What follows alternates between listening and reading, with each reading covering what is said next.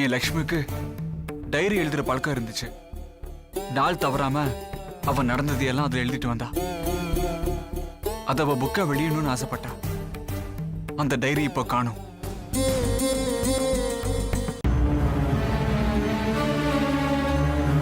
ஐயோ, நான் இங்க உள்ள தானே வச்சிருந்தேன். இங்க வச்சிருந்தா எங்க போயிருக்கோம்? தெரியல சார், வேற யார் எடுத்தாங்கன்னு தெரியல சார்.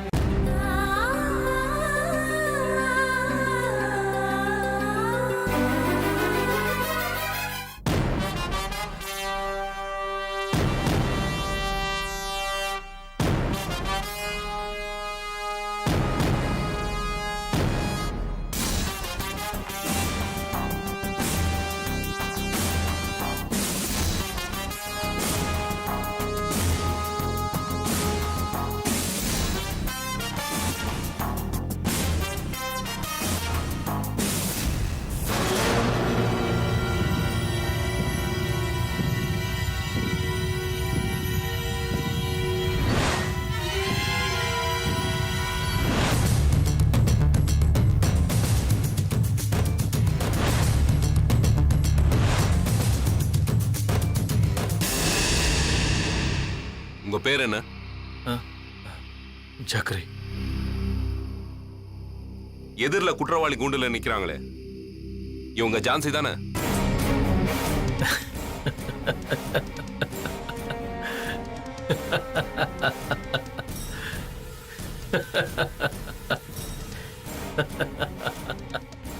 ஜான்சியா? இவளா?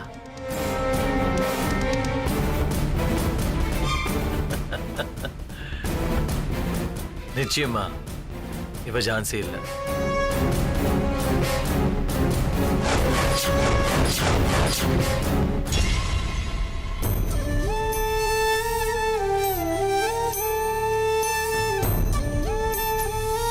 என்ன என்ன சொல்றீங்க?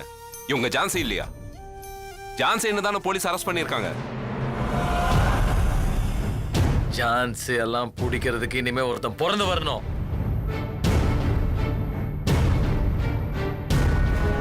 அப்ப இவங்க யாரு? ஆந்திரா வேல்ராஜோட பொண்ணு.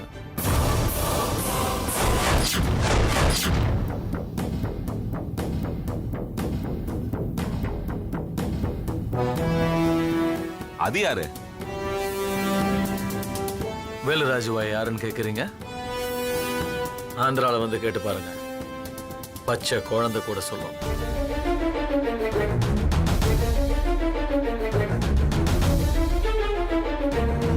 ஆந்திரால குண்டூர் அந்த ஏரியாவே வேலுராஜுவோட சுண்டு விரல செஞ்சா தீ பிடிக்கும்.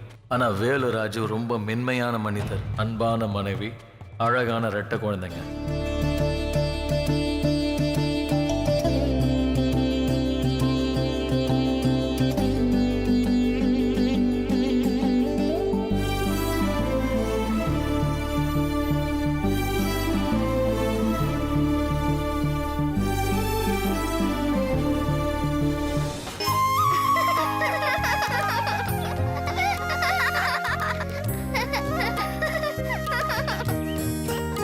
பசங்களா, என்னம்மா? சாப்பிடலாம். நந்தினியை கூப்பிடுங்க. ஐயோ அம்மா, நான் தான் நந்தினி, அவ தான் ஜான்சி. ஐயோ, போய் நந்தினியை கூட்டிட்டு வாமா.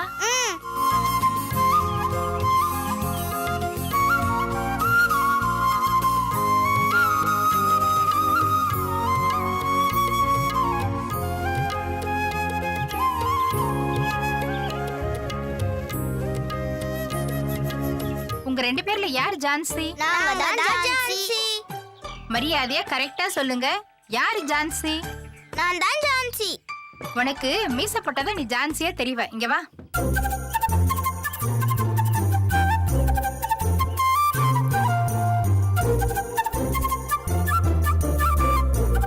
சக்ரி, மீச எப்படி இருக்குன்னு வந்து பாரு. சூப்பரா இருக்கு பெரியம்மா. இனிமே டெய்லி ஜான்சி மீசையோட தான் இருப்பா. அன்னையில இருந்து ஒருத்தி ஆண் மாதிரியும் இன்னொருத்தி பெண் மாதிரியும் தான் வளர்ந்தாங்க.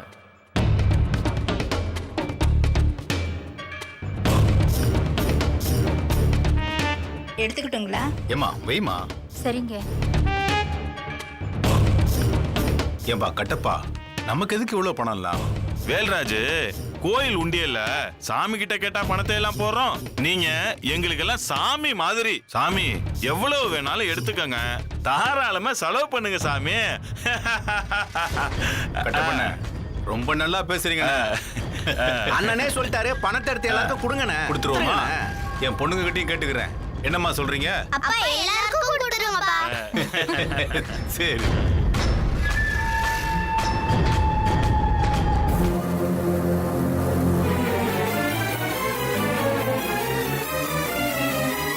அந்த ஊரை பொறுத்த வரைக்கும் அவர் தான் காவல் தெய்வம். அந்த மக்களோட அத்தனை நல்லது கெட்டதையும் ஒரு நல்ல தலைவனா இருந்தவர் பார்த்துக்கிட்டாரு. அப்பதான் அந்த வேலுராஜ் இருக்கிற வரைக்கும் நம்ம பொழப்பு நடத்த முடியாது. அப்புறம் எதுக்குங்க அவனை விட்டு வச்சிருக்கீங்க? அவனை கொன்னுட வேண்டியது தானே? ஐயா ஊன்னு சொல்லுங்க, தூக்கிடுவோம். சுந்தரி எதுக்கு வச்சிருக்கோம்? ஐயா சொல்லுங்கய்யா, செஞ்சிடுவோம். ஆனா அவங்க நினைச்ச மாதிரி வேலுராஜ் மேல அவங்களால கை வைக்க முடியல. அதுக்கு காரணம் கட்டப்பா. வேலுராஜ் பின்னால ஒரு நிழல் மாதிரி இருந்து அவரை காப்பாத்தினார் கட்டப்பா. அவர் தான் என்னோட அப்பா. ஊருக்கே நல்லது நல்லதுன்னு பண்ணிக்கிட்டு இருந்தா உங்க உயிருக்கு உழ வச்சிருவாங்க அண்ணா. அப்படிதான்டா சொல்லும் இந்த உலகம். 4 பேருக்கு நல்லது செஞ்சா நம்ம உயிர் போகதான்டா செய்யும். அதுக்கெல்லாம் பயப்படக்கூடாதுடா. இல்லண்ணே, உங்களை போட்டு தள்ளிட்டாங்கன்னா இந்த குழந்தைங்களை யாருன்னா பாத்துக்கிறது? ஏன் நீ இருக்கிய பாத்துக்க மாட்டியா? அதுக்கு இல்லண்ணே, உங்களை கொல்ல போறவங்க என்ன கொல்ல மாட்டாங்களா? இப்ப என்ன சொல்ல வர்ற நீ? அவரை தன்னோட வேற ஊருக்கு வான்னு சொல்லி கூப்பிட்டாரு. ஆனா அந்த மக்களை விட்டு வரமாட்டேன்னு ஐயா தீர்மானமா சொல்லிட்டாரு. கடைசியில கனத்த மனசோட நந்தினியை மட்டும் தம்பியோட அனுப்பி வச்சாரு வேல்ராஜ்.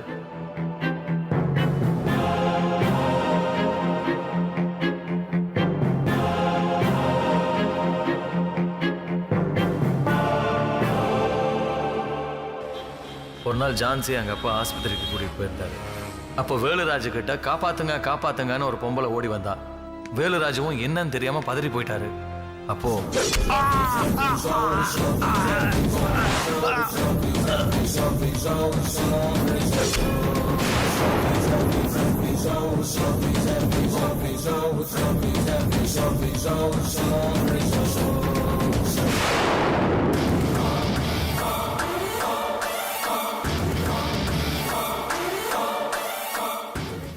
வேலுராஜு இல்லாத அந்த ஊர் நாகேஷ் கைக்கு போயிருச்சு. அதுக்கப்புறம் அங்கே இருக்க முடியாத எங்கள் அப்பா ஜான்சியை கூட்டிகிட்டு போயிட்டாரு. நானும் ஜான்சியும் சின்ன வயசுல இருந்து ஒன்றா தான் வளர்ந்தோம். ஜான்சி கூட கோபமும் வீரமும் சேர்ந்தே வளர்ந்துச்சு. அவள் ஒரு பொம்பளை வேல்ராஜா மாறினா. அவளோட மனபலமும் வீரமும் என்னை பிரமிக்க வச்சது.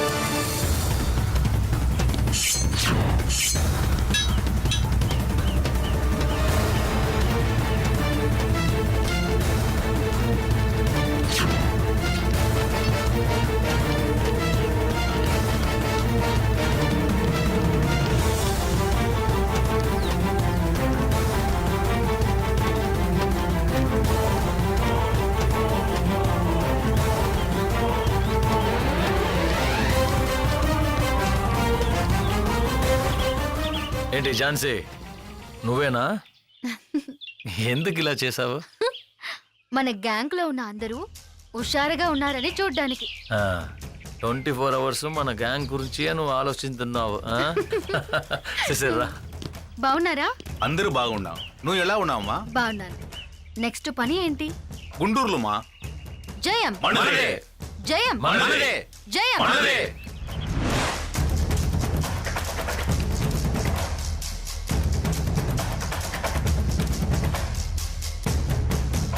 ஜான்சி எங்கள் வீட்டில் என் கூட தான் வளர்ந்தான். அந்த சின்ன வயசுலயே எங்கள் 2 பேருக்கும் ஒருத்தர் மேலே ஒருத்தருக்கு ஈர்ப்பு வந்துருச்சு. அந்த ஈர்ப்பு காதலாச்சு.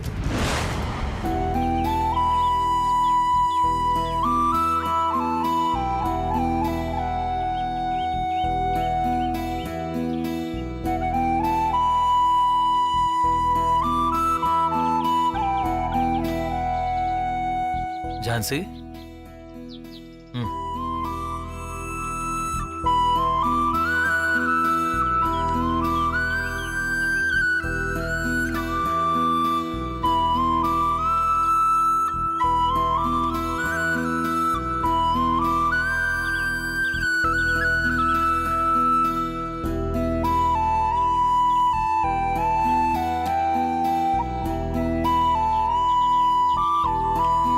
இப்ப எதுக்கு ஊட்டி விட்ட?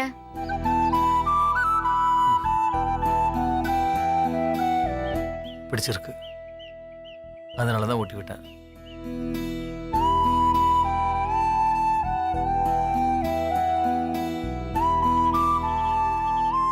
ம். ஆ?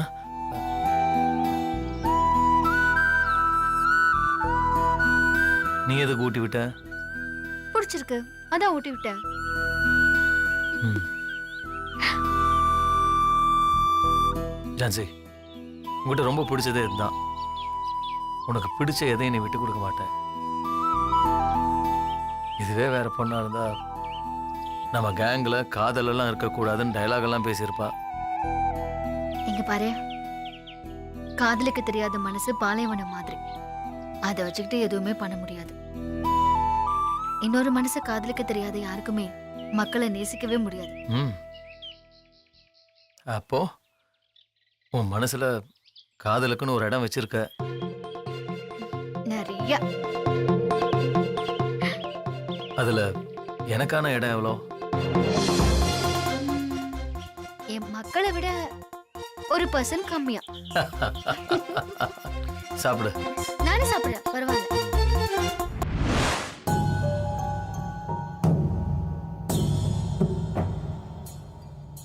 என் மேல ஜான்சிக்கு இருந்த காதலை விட என் அப்பா மேல அவ உயிரையே வச்சிருந்தா. எங்க அப்பாவும் என்னை விட அவளை தான் உயிர்வான இடத்துல வச்சிருந்தாரு. அந்த அளவுக்கு அவ எங்க அப்பா மனசுல இடம் பிடிச்சிருந்தா. இப்படி அமைதியாகவும் சந்தோஷமா போயிட்டு இருந்தப்பதான் எங்க அப்பாவை, ஜான்சியோட அப்பாவை கொலை பண்ண குரூப்பு கொடூரமா கொலை பண்ணாங்க. என்னால எங்க அப்பாவோட மரணத்தை தாங்கிக்க முடியல.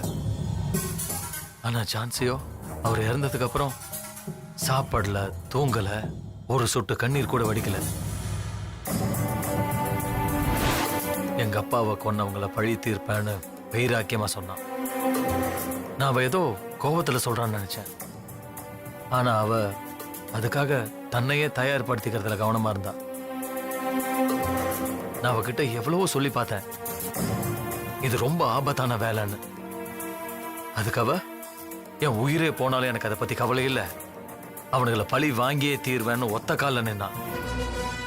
எனக்கு வேற வழி இல்லை, அவளோட போக்கிலேயே போலான்னு முடிவு பண்ணேன். அவளுக்கு பாதுகாப்புக்கு நானும் போனேன். எங்க அப்பாவையும் அவ அப்பாவையும் கொன்னவங்கள ஜான்சி தேடி பிடிச்சி அவளோட வெறி தீர்ற வரைக்கும் வெட்டி கொன்னா.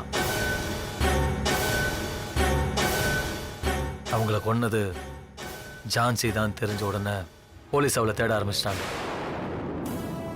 நான் கூட பேசாம போலீஸ்ல சரணடைஞ்சிடலான்னு சொன்னேன்.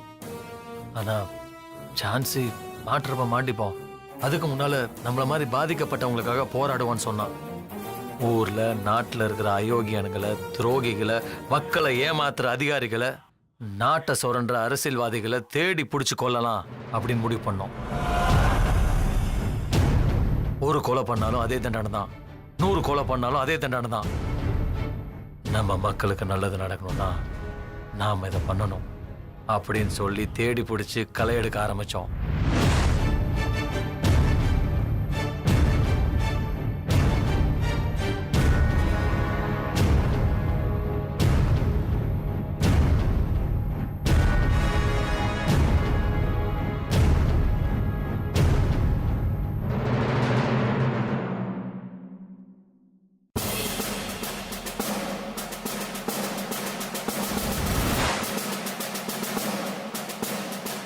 நான் அவளோட காதலங்கிறத தாண்டி அவளுக்காக நான் அவளோட தளபதியா மாறினேன். செத்தவங்களோட பணத்தையும் சொத்தையும் அபகரிச்சு அதை மக்களுக்கு பிரிச்சு கொடுத்தோம். 2 பேரா இருந்த நாங்க 4 பேர் ஆனோம். 4 40 ஆச்சு, 40 400 ஆச்சு. போலீஸுக்கு நாங்க பெரிய தலைவலி ஆயிட்டோம். மக்களோட சப்போர்ட் எங்களுக்கு இருந்தனால போலீஸால எங்களை நெருங்கவே முடியல. போலீஸுக்கு எங்களை பிடிக்க வேண்டிய கட்டாயம் அதிகமாச்சு. மேல் இடத்துல இருந்து அவங்களுக்கு ப்ரெஷர் வர ஆரம்பிச்சது. அப்பதான் நாங்க தாசில்தாரை கொல்ல போறோங்கிறத மோப்பம் பிடிச்சி வந்துட்டாங்க. அங்கிருந்து தப்பிச்சோம். அப்போ ஜான்சிக்கு உடம்பு சரியில்லாம ஆயிடுச்சு.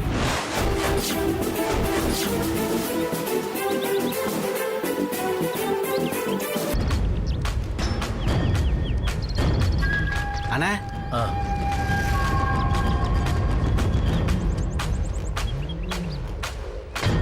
ஜான்சி எந்திரி சாப்பிடலாம். எனக்கு சாப்பிட பிடிக்கல. எனக்கு வாயெல்லாம் கசக்குது.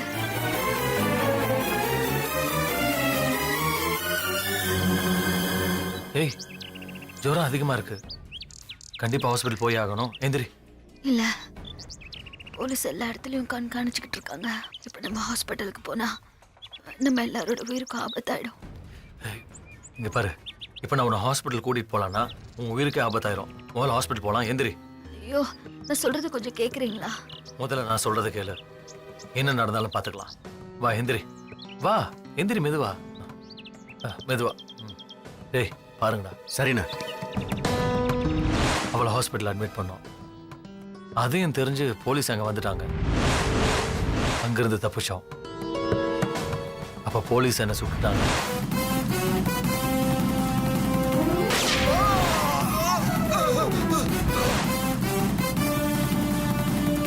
போலீஸுக்கு எடுப்படி அதிகமாயிருச்சு.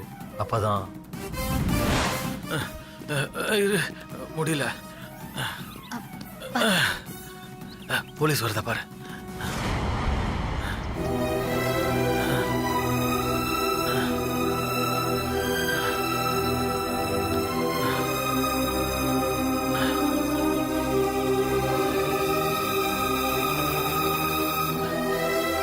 పోలీస్ పోయిటాంలా ఝాన్సీ పోలీస్ మన దగ్గర వచ్చేసారు. మనని ఎప్పుడంటే వాళ్ళు పెట్టుకుంటారు. இன்னும் கொஞ்ச நாளைக்கு మన பிளான் தலைமறைவா இருக்கிறது தான் நமக்கு நல்லது. நானும் நீங்க சேர்ந்திருந்தா போலீஸ் நம்மளை கண்டுபிடிச்சிருவாங்க. அதுக்காக பிரிஞ்சு போகணும்னு சொல்றியா? திடீர்னு இப்ப எதுக்கு இந்த முடிவு? என்னைக்கு கடவுள் ஒண்ணு என்னையும் ஒண்ணு சேர்த்தாரோ அந்த நாள்ல இருந்து இந்த நாள் வரைக்கும் உன்னை நான் பிரிஞ்சதே இல்லை. பிரிவுங்கிற வார்த்தையை கேட்கும் போது நெஞ்சு அப்படியே பதறுது. உன் முடிவை நீ மாத்திக்கோ. அந்த வலியை எனக்கு கொடுத்துறாத. புரிஞ்சுக்க ஜான்சி, உன்னோட நிழலா உன் நிஜமாக வாழ்ந்தான் நான் சொல்றேன். நான் சொல்றதுல 1000 அர்த்தம் இருக்குங்கிறது உனக்கு தெரியும்ல. நம்ம சாகிறதுக்கான சந்தர்ப்பத்தை நாமளே உருவாக்கி கொடுத்துடக்கூடாது. இது வாழ்றதுக்கான போராட்டம். அதுக்கான பிரிவு தான் அது. உன்னை விட்டா எனக்கு வேற யாரு இருக்கா? உன்னை பிரிஞ்சு நான் இப்ப எங்க போவேன்? எனக்கு வேற யாரையுமே தெரியாது. வேண்டாம் சக்கரி. இங்க பாரு, போராட்டமே நம்ம வாழ்க்கையாயிடுச்சு. வாழ்வோ சாவோ ஒன்னாவே இருந்தல்லாம். சாவு நம்மளை சீக்கிரம் நெருங்கக்கூடாதுன்னு நான் நினைக்கிறேன். அதுக்காக தான் இப்படி துடிக்கிறேன். அதை உனக்கு புரிய வைக்க முடியாம இப்ப நான் தவிச்சிட்டு இருக்கேன். புரிஞ்சுக்கோ ஷான்சி, புரிஞ்சுக்கோ. நம்மளோட இலக்கை அடையிறதுக்காகவாது நம்ம வாழ்ந்தாகணும். வாழ்ந்தாகணுங்கிறதுக்காகவாது நம்ம பிரிஞ்சாகணும். ஆனா இந்த பிரிவு நிரந்தரம் இல்லை. புரிஞ்சுக்கோ ஜான்சி, நம்ம காதல் காலத்தின் கட்டாயத்தினால அடைஞ்சிடக்கூடாது. அது காலத்துல நிலைச்சு நிக்கணும்.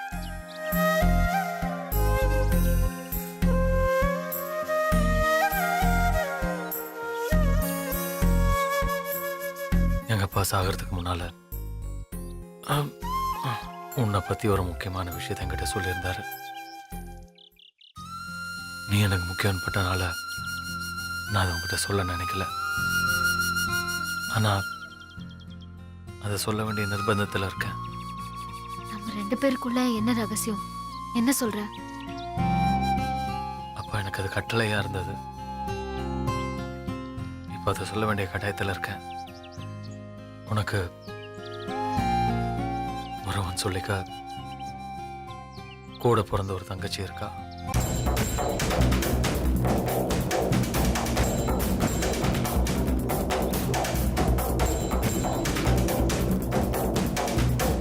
தங்கச்சியா? அவ பேர் நந்தினி. அப்படியே பார்க்க அச்சசல் உன்ன மாதிரியே இருப்பா.